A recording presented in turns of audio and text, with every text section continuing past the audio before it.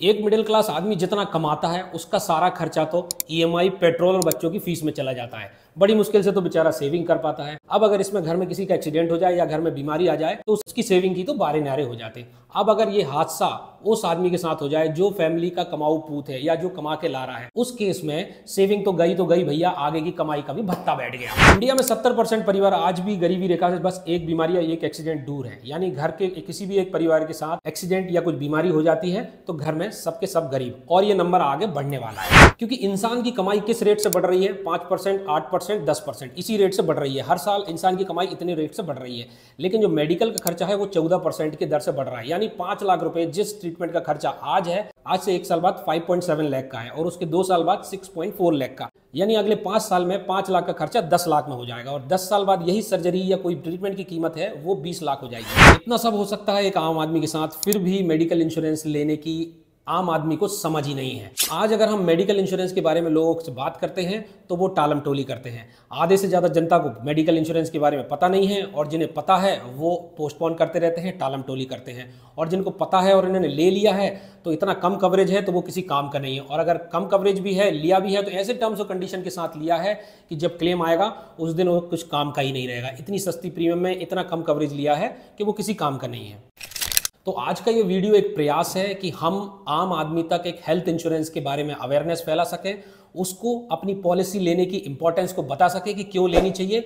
और कुछ special terms रहते हैं जो पॉलिसी में बड़े लोगों को पता नहीं रहते, जैसे रूम रेंट कैपिंग, कोपे, सुपर टॉपअप या फिर डिडक्टेबल अमाउंट, ऐसे हाई फाई टर्म्स के बारे में पता चले। तो ये वीडियो के माध्यम से मैं आपको एक एक जानकारी पहुंचाऊंगा, आपको हेल्थ इंश्योरेंस के बारे में अवेयरनेस फैलाऊंगा।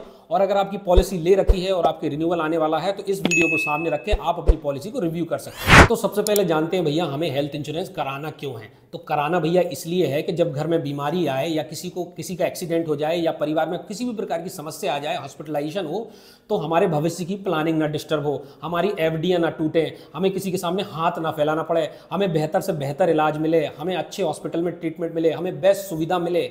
इस बीमारी से आने से हमें मेंटल दर्द तो हो, इमोशनल दर्द तो हो, लेकिन हमें फाइनेंशियल दर्द ना हो, इसलिए हमें पॉलिसी करानी चाहिए दोस्तों। तो भैया पॉलिसी है क्या चीज़, मेडिकल पॉलिसी है क्या चीज़? ये आपकी भविष्य की सेविंग पर, आपके भविष्य की प्लानिंग पर अटैक ना कर सके कोई बीमारी, उसकी सुरक्षा के लिए है ये मेडिकल पॉलिसी। क्योंकि दोस्तों सुख में तो सब साथी होते हैं, लेकिन दुख में खाली आपका पैसा ही आपके काम आता है और आपको किसी के सामने हाथ ना फैलाना पड़े। आपके पास अगर मेडिकल पॉलिसी रहेगी तो ये इंश्योरेंस कंपनी आपके क्लेम्स को डायरेक्टली सेटल करेगी, आपको पैसे खर्च करने की जरूरत नहीं पड़ेगी इमरजेंसी में, तो आप अपनी सेविंग को बचा सकते हैं। तो इसलिए आपको करानी पड़ेगी। आप कहोगे गौरव भैया डरा दिया बहुत, अब बता दो मैं करा लेता हूँ, कौन सी करानी, कैसे करानी है। तो दोस्तों जुड़े रहिए मेरे साथ इस वीडियो में अंत तक। मैं आपको बताऊंगा कि इस पॉलिसी लेने के लिए आपको करना क्या है, स्टेप बाय स्टेप प्रोसेस, और इसके क्या क्रिटिकल टर्म्स रहते हैं उनको हम डिटेल में समझेंगे।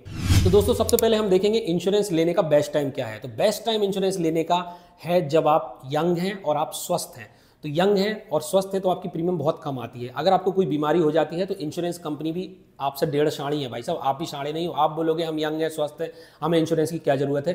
तो दोस्तों आप अगर ये सोच के चलेंगे, डिसीजन को पोस्टपोन करेंगे, तो जब बीमारी आएगी आपको इंश्योरेंस कंपनी बीमा देने से मना कर देगी। क्योंकि बीमारी आदमी है ऑलरेडी, वो भी कमाने बैठे हैं, आपको पैसे बांटने नहीं बैठे हैं। तो इसलिए हमेशा इस प्रोटेक्शन को हमेशा जब हम स्वस्थ हैं, हम यंग हैं, इस कम उम्र में ही हमको ले लेना चाहिए। इस समय प्रीमियम भी कम आती है और एज के साथ लिमिटेड टाइम में बढ़ती है। और कुछ पॉलिसीज तो ऐसी हैं अगर हम क्लेम नहीं करते तो उनकी प्रीमियम भी फिक्स रहती है।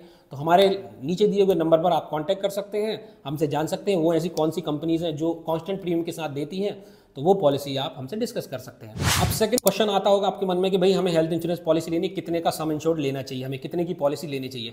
तो मेरा ये सबसे सजेशन रहता है कि आपको जब भी आपको डिसाइड करना हो आप किस प्रकार की सिटी में रह रहे हैं, टियर 1, टियर 2, टियर 3 सिटी में रह रहे हैं, उसमें कोई भी एक नॉर्मल एक सर्जरी रहती है, हार्ट की सर्जरी है या जो मेजर सर्जरीज हैं, उनकी ऑन एन एवरेज कॉस्ट कितनी आती है। जैसे मान लो अगर हम बाईपास सर्जरी या उस टाइप की सर्जरी देखते हैं, उनकी छोटी शहर में आती है 4 लाख रुपये, 3 लाख रुपये कॉस्ट, और बड़े शहर में मुंबई में आती है 10 लाख, 12 लाख। तो आपको मिनिमम इतना कवरेज, अगर छोटी सिटीज़ में रह रहे हैं तो 5 लाख का, 5 to 7.5 लाख का कवरेज मिनिमम लेना ही चाहिए। और अगर बड़ी सिटी में ले रहे हैं तो 10 से 20 लाख का मिनिमम कवरेज लेना चाहिए। अब दूसरी चीज़ है, आपको इस पॉलिसी लेते समय कवरेज के साथ जो नो क्लेम बोनस है उस पर भी ध्यान देना चाहिए कि 14% के रेट से इन्फ्लेशन बढ़ रहा है। तो आपको फ्यूचर में जो सर्जरी आज 5 लाख की है, मैंने बताया था पहले वीडियो के, वो नेक्स्ट ईयर 5.7 लाख की होगी, तो उस हिसाब से आपका कवरेज भी बढ़ती रहे। मार्केट में ऐसी बहुत सी पॉलिसीज़ हैं जो ईयर के साथ प्रीमियम बढ़ती रहती है, और इनमें ऐसे राइडर्स भी अवेलेबल हैं जिनमें आप लगाते हैं तो मेडिकल इन्फ्लेशन के हिसाब से उनका सम इंश्योर्ड बढ़ते रहता है। तो एक्सपर्ट एडवाइस के लिए आप हमें डायरेक्टली कॉन्टैक्ट कर सकते हैं कौन सी ऐसी पॉलिसीज़ है, तो ये चीज़ आपको हमेशा ध्यान में रखनी है। नेक्स्ट स्टेप आएगा, हम तीसरे नंबर का पॉइंट डिस्कस करेंगे। जब भी आप पॉलिसी ले रहे हैं तो आपको उसमें देखना है कि जिस कंपनी की भी आप ले रहे हैं, आपके एरिया में उस कंपनी का सबसे ज़्यादा नेटवर्क कवरेज होना चाहिए। तो नेटवर्क हॉस्पिटल के कवरेज में कि भाई मुझे इमरजेंसी में मेरे पास ज़्यादा ऑप्शंस रहेंगे, तो वो पॉलिसी मेरे लिए सूटेबल रहेगी। इसके बाद फोर्थ ऑप्शंस पे आते हैं। हमें सबसे पहले सेलेक्ट करना चाहिए कि जो रूम रेंट की कैपिंग है, उस नॉर्मली इंश्योरेंस प्रीमियम सस्ते के चक्कर में उन रूम रेंट में कैपिंग आती है, तो उस कैपिंग को हमेशा अवॉइड करना चाहिए कि भाई कभी गलती से अगर हम बड़े हॉस्पिटल में पहुंच गए, अब 5 लाख की पॉलिसी ले रहे हैं, उसमें 1% की कैपिंग है, यानी आप 5,000 का आपको रूम मिलेगा। अब इस पॉलिसी में आप लेंगे तो अगर आप जब भी हायर रूम कैटेगरी में मूव करते हैं तो ना सिर्फ रूम का खर्चा ही, बाकी सारे जो हॉस्पिटल का बिल है उसमें आपको एग्रीगेट डिडक्टेबल क्लॉज का आपको भुगतान करना पड़ेगा, यानी सारे खर्चे उसी प्रोपोर्शन में आपको देने पड़ेंगे। तो ये तो हो गई रूम रेंट वाली। अब रूम रेंट के बाद आ जाते हैं हम लोग ऑप्शन में कि हमें उसमें एनसीबी अच्छा ऑप्शन चाहिए, एक राइडर्स के साथ आपको सिलेक्ट करना है, और आपके साथ किसी भी प्रकार की बीमारियों में कोई कैपिंग नहीं हो। नॉर्मली हम क्या करते हैं, जब भी 2-3 कंपनीज की कंपेयर करते हैं, हम ऑनलाइन जाते हैं या किसी एजेंट के द्वारा हम कंपेयर करते हैं, तो हम देखते हैं कि भाई हमारे जो बजट में है सूट हो रही है, एक सस्ती सी पॉलिसी लेते हैं। उसमें बहुत सारा लिमिटेड टर्म्स एंड कंडीशंस, मतलब उसकी जो पॉलिसी टर्म्स एंड कंडीशंस रहती हैं वो बहुत लिमिटेशंस प्रोवाइड करती हैं। तो आपको इमरजेंसी के टाइम में आपको पता नहीं है किस बीमारी का आप सामना करने वाले हैं और किस में कितना खर्चा आएगा, तो ये लिमिट वाली आपको पॉलिसी से बचना है। किसी भी टाइप की बीमारी में कोई लिमिट नहीं रहनी चाहिए, अप टू सम इंश्योर्ड आपका खर्चा बीमा कंपनी को कवर करे। ऐसी पॉलिसी अपने एडवाइजर से या आप ऑनलाइन है इस चीज़ की रिसर्च करके ही आपको पॉलिसी लेनी चाहिए। अब नेक्स्ट ऑप्शन की ओर हम लोग बढ़ते हैं। एक टर्म रहता है, उसको बोलते हैं प्री एंड पोस्ट हॉस्पिटलाइजेशन। दोस्तों, तो ये ड्यूरेशन रहती है कि भाई आप जिस दिन हॉस्पिटलाइजेशन हुए हैं उससे आपको 60 दिन पहले तक जो भी बीमारी से रिलेटेड है वो सारे खर्चे मिलेंगे और 180 दिन तक रहेंगे। तो 60 डेज पहले तक और 180 दिन बाद तक के खर्चे कवर रहते हैं। ये मैक्सिमम ड्यूरेशन है अभी जो नॉर्मली हेल्थ इंश्योरेंस कंपनी जो मैक्सिमम दे रही है। तो ये खर्चों को भी करते हैं, कई कंपनीज हैं 30 डेज पहले 30 डेज बाद में। तो ये ड्यूरेशन को आप जितना ज़्यादा अच्छा रखेंगे आपके लिए उतना ज़्यादा फायदेमंद रहेगा। इसके बाद हम नेक्स्ट ऑप्शन पे आते हैं, claim settlement ratio of the company. आपको अगर कहीं वेबसाइट से या हमारे द्वारा अगर आप देख रहे हैं तो हम आपको क्लेम सेटलमेंट रेशियो भी बताएंगे कि इस कंपनी की क्लेम पेइंग कैपेसिटी और क्लेम सेटलमेंट रेशियो, कस्टमर के प्रति कैसा बिहेवियर है, ये क्लेम अच्छे से दे रहे हैं, ईजिली सेटल कर रहे हैं या नहीं कर रहे हैं। तो ये चीज़ देखना भी बहुत ज़रूरी फैक्टर है इंश्योरेंस लेने के पहले। नेक्स्ट ऑप्शन आप देख सकते हैं कि आपको जो हॉस्पिटलाइजेशन है, अभी कुछ टाइम से ये ट्रेंड आया है मार्केट में कि जो हॉस्पिटलाइजेशन, ये हेल्थ इंश्योरेंस पॉलिसी तभी एक्टिव होती है जब आपका 24 आवर्स से ज़्यादा हॉस्पिटलाइजेशन हो। आजकल ऐसी कंपनीज भी आ गई हैं जो सिर्फ 2 घंटे हॉस्पिटलाइजेशन हो, उस चीज़ में भी आपको कवरेज दे रही हैं कि भाई आप सिर्फ 2 घंटे किसी भी बीमारी के लिए एडमिट हो गए तो भी आपका हेल्थ इंश्योरेंस एक्टिव हो सकता है। इसके बाद नेक्स्ट ऑप्शन आता है आपका कि कितने डे केयर प्रोसीजर्स हैं। तो डे केयर प्रोसीजर वो रहते हैं कि कोई भी बीमारी जिसमें आपको 24 घंटे या उससे ज़्यादा हॉस्पिटलाइजेशन ना जरूरत पड़े, 4-6 घंटे में सर्जरी होकर आदमी डिस्चार्ज हो सकता है। तो ऐसी कंपनीज को आपको प्लान सेलेक्ट करना है जिसमें सारे डे केयर प्रोसीजर हो। कई कंपनी है 100 डे केयर दे रही है, 150 कर रही है। तो इमरजेंसी के केस में आपके पास ऑप्शन रहता है कि आप आराम से अपनी हेल्थ पॉलिसी आप इजीली यूज़ कर सकते हैं किसी भी डे केयर प्रोसीजर में। तो ये प्लान आपको, ये फीचर आपको देखना बहुत ज़रूरी रहता है। उसके बाद अगला ऑप्शन आता है रीस्टोर बेनिफिट। आजकल जो हेल्थ इंश्योरेंस में ट्रेंड चला है उसमें अनलिमिटेड रीस्टोर की फैसिलिटी भी आ रही है। अनलिमिटेड रीस्टोर यानी आपका एक बार 10 लाख का कवर है, आपका अगर खत्म हो जाता है तो इमीडिएटली आप डिस्चार्ज हो जाते हैं हॉस्पिटल से। तो फैमिली फ्लोटर ले रखा है, हस्बैंड वाइफ और बच्चे हैं, तो अगर 10 लाख खत्म हो गया तो आपका एक बार और रीस्टोर हो जाएगा, जिससे आपके बाकी फैमिली मेम्बर्स को या आपको ही किसी भी बीमारी के लिए आप यूज़ कर सकते हैं। और ऐसे ऐसे फीचर्स आ गए दोस्तों कि आप 10 बार भी अगर डिस्चार्ज हो रहे हैं हॉस्पिटल से तो 10 बार आपका रीस्टोर, यानी अनलिमिटेड रीस्टोर बेनिफिट भी आ रहे हैं। तो ये पॉलिसीज़, इस टाइप की पॉलिसीज़ को आप अवश्य देखें, इनको नज़रअंदाज ना करें थोड़ी सी प्रीमियम के चक्कर में। ये फीचर बहुत इंपॉर्टेंट है, इसको लेना ना भूलें। नेक्स्ट ऑप्शन आपके पास आता है वेटिंग पीरियड सेलेक्ट करने का। तो वेटिंग पीरियड को जो ड्यूरेशन है, एक स्लो ग्रोइंग डिसीज़ की वेटिंग पीरियड है वो तो 24 मंथ्स है, और जो प्री एग्जिस्टिंग डिसीज़ है, अगर आपको प्री एग्जिस्टिंग डिसीज़ किसी को भी, किसी मेंबर को है, तो उसका वेटिंग पीरियड 2 साल 3 साल 4 साल तक होता है। तो उसको रिड्यूस करके रखें, जितना कम हो सकता है उतना कम करके रखें। अगर थोड़ी सी प्रीमियम आपको एक्स्ट्रा देनी पड़ रही है तो उसके लिए आपको सोचना नहीं चाहिए आपको, क्योंकि क्या है कि इमरजेंसी किसी के साथ कभी भी हो सकती है। तो फ्यूचर के लिए रेडी रहें और आप ये सारी चीज़ें देख के रखें।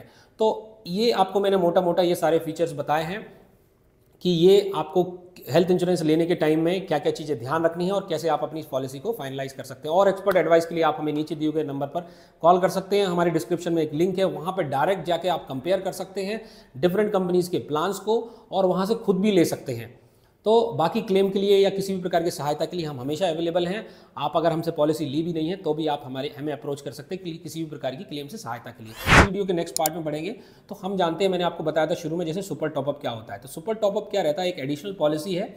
अगर आप ज़्यादा सम इंश्योर्ड लेना चाह रहे हैं तो एक बेस पॉलिसी रहती है जो 5 लाख 10 लाख की मैंने आपको बताया, उसके ऊपर आप एक सुपर टॉपअप ले लेते हैं। अगर आपको 50 लाख 40 लाख 60 लाख इस टाइप का कवरेज चाहिए तो बेस पॉलिसी को ना एकदम सम इंश्योर्ड बढ़ा के आप एक अलग से टॉपअप ले सकते हैं। तो ये एक सिंपल मेथड है और ईजी और एकदम अफोर्डेबल मेथड है। आप अपने हेल्थ इंश्योरेंस की प्रीमियम को कम करके सम इंश्योर्ड को बढ़ा सकते हैं। बट आपको एक चीज़ ध्यान रखनी है कि जब भी आप सुपर टॉपअप ले रहे हैं तो सुपर टॉपअप में आपको सेम ही कंपनी का लेना है। अगर आप डिफरेंट कंपनी का लेते हैं, कोई भी आपको बोलता है, तो डिफरेंट कंपनी को लेने में प्रॉब्लम कुछ नहीं है। प्रॉब्लम ये है जब कैशलेस ट्रीटमेंट की जब क्वेश्चन आता है कि आपका अगर हॉस्पिटलाइजेशन बिल आपकी बेस पॉलिसी 5 लाख की है और अगर आपका बिल बन जाता है 7 लाख रुपए, तो जो अगर दो डिफरेंट कंपनीज का अगर आपने प्रोडक्ट ले रखा है तो एक जगह आपको कैशलेस कराना पड़ेगा बेस से, या इससे कोई भी एक पॉलिसी कैशलेस हो जाएगी और दूसरी पॉलिसी में आपको जो भी अमाउंट क्लेम है वो रीइंबर्समेंट में हो सकता है। तो वो एक थोड़ा सा एक ट्रिकी सिचुएशन हो सकती है, आपको थोड़ा सा इनकन्वीनियंस हो सकता है। तो आपको ध्यान रखना है कि जब भी आप लेते हैं ये दोनों चीज़ें सेम ही कंपनी के लें।